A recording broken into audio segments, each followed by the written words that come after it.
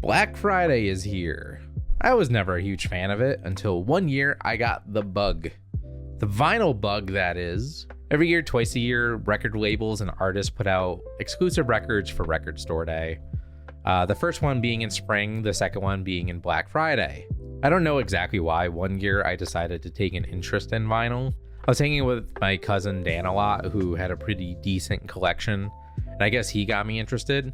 It's not hard for me to start becoming interested in a hobby of collecting anything. The idea of buying some vinyl that is only exclusive to one day intrigued my little gremlin brain. So I was down to go with Dan and our friend Jeff to camp out at the record store overnight to grab a Gaslight Anthem exclusive album. Mind you, I didn't even have a record player, but I had it on good authority that I was getting one for Christmas, as it was probably the only thing I asked for. This was in 2012. I was a senior in high school and I had some spending money because I just won an all-male beauty pageant called Mr. Greyhound, where I sang Under Pressure and remixed it with Ice Ice Baby. Teenagers love to see white boys rap poorly, I guess. If you want the problem, yo, I'm stalling. Check out Dan, Jeff, and I recorded an episode of a podcast together. Not Talk Me Into. This is way before that started, and it was much worse. And then we stayed up talking about our favorite Thanksgiving dishes and made our way to Retro Records at a measly 4 a.m. This is a pretty popular store in my area. You can see it pop up from time to time on the Needle Drop because it's fairly local to Anthony Fantano too. He might have actually been in the line behind us this year, or that was maybe another year. We were only second in line behind this guy who, no matter what, is always first in line every time we go now. And he was showing Jeff videos of this guy who used to stalk Bjork. So we just referred to him as Bjork guy, even though in fact he did not stalk Bjork. It was a long night and cold as hell because this was 12 years ago and we haven't had a cold November in like 6 years. Thanks, global warming.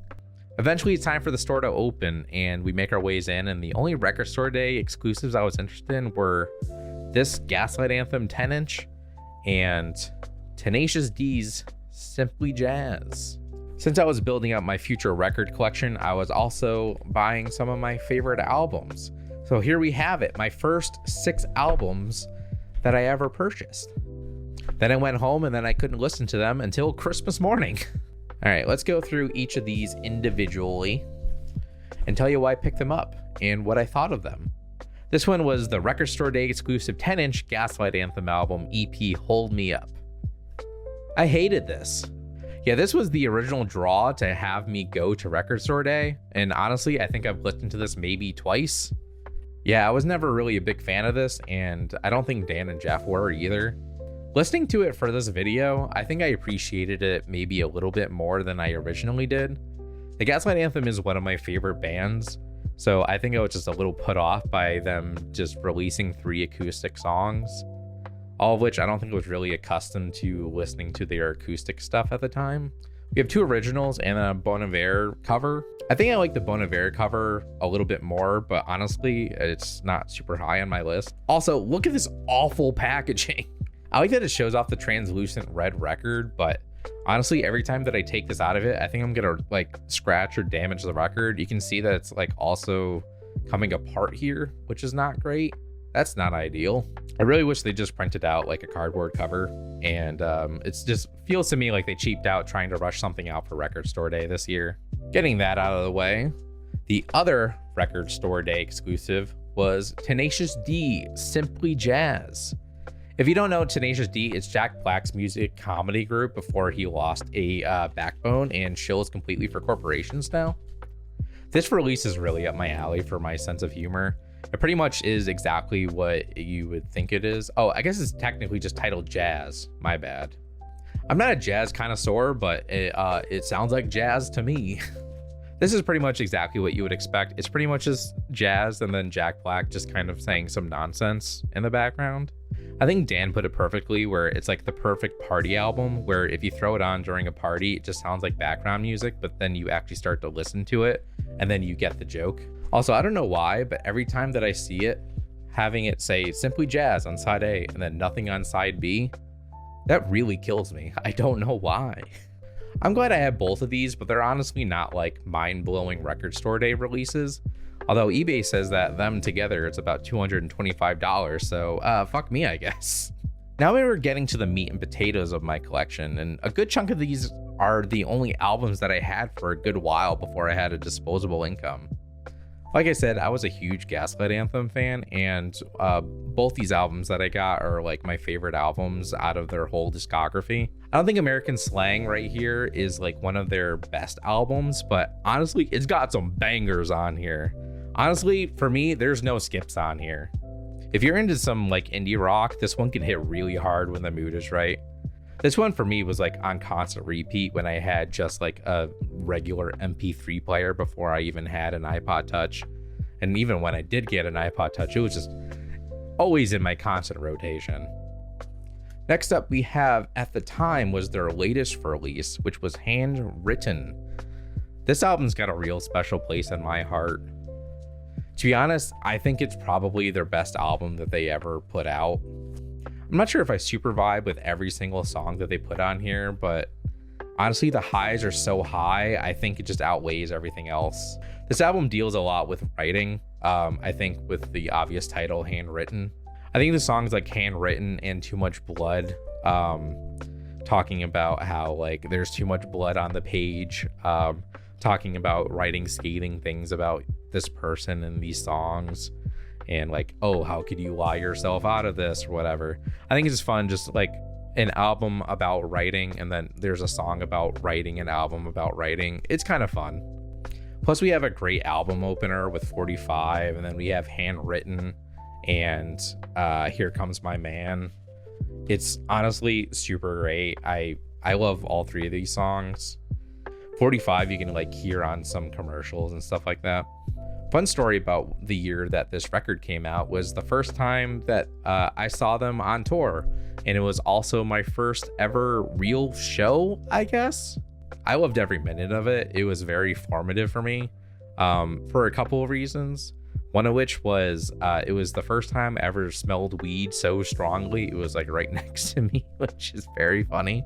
And then I also had a girl who was probably like in their mid-20s ask me if I wanted to make out. And I was scared and told her I was 17, which is true. And I still think about her every day. This is definitely my most played album. You can tell just by like how the creases look and stuff like that. Like it's got some heavy use. I was bringing it back and forth with me to school and playing it a lot of the time on my little Crosley record player. I believe I have a picture of it being the first record that I'm playing on it, which is the first record I ever played. You know what, now that I think about it, I don't think I've ever listened to it on my actual record player setup that I have now. Yeah, it sounds good. Also, I just love this translucent blue. I think it's like my favorite record color that I have. This is probably my favorite record that I own. I think I'm just going to say that. I'm pretty sure this is my favorite record that I own. Now Jimbo's got to put it away because he's stupid. Hostage Calm's third album, Please Remain Calm. This is also one of my favorite albums of all time. If you don't know Hostage Calm, a lot of people probably don't. They're actually a local band from Connecticut. Their first full length was actually put out by Red Skull Records. And it was definitely a relatively standard hardcore punk album. But then they started making more and more releases, and the music started getting a little bit more like pop punk. They also took some weird directions that I love. Some people hate it. When I was in my latter half of high school, this was in my heavy rotation. I was listening to this album probably every day. I'm so glad that I was able to pick up this album, obviously because Red Skull would have it, but it's also just a fairly newer album at the time by a fairly local band, so I'm just lucky that that happened for me. This was also, unfortunately, their penultimate album. They put out one last album called Die on Stage, which is coincidental. I was supposed to see them perform live for that album, but the tour was canceled, and then they announced the band is disbanded weeks before I was supposed to see them.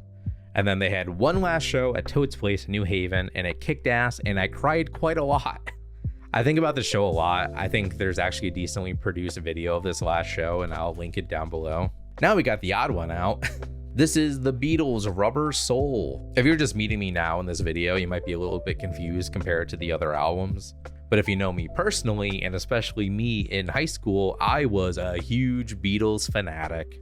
I lived, breathed, and died the Beatles. It was a classic Jimmy hyperfixation. Don't worry, we'll get to more of those later. This release was part of a commemoration of their 50-ish anniversary. On September 9th, 2009, the Beatles re-released all of their music, I believe remastered fully for the first time. I'm not completely sure on that. It was only the second time ever every single studio recording was released for a full box set, both stereo and mono. In conjunction with the re-releases, the Beatles Rock Band also came out and also used these recordings for the game. This was right around the time where I dove into the Beatles head first, consuming every bit of it. About a year later, the Beatles discography was finally released on iTunes due to a long dispute over the use of the Apple name. At least that's like the rumor. I'm not sure if that's actually completely true. I'm pretty sure that's true though. Future Jimmy will fact check that. That was back when buying digital music was still like a part of your everyday life. So why did I pick up just Rubber Soul? Well, I was 17, man.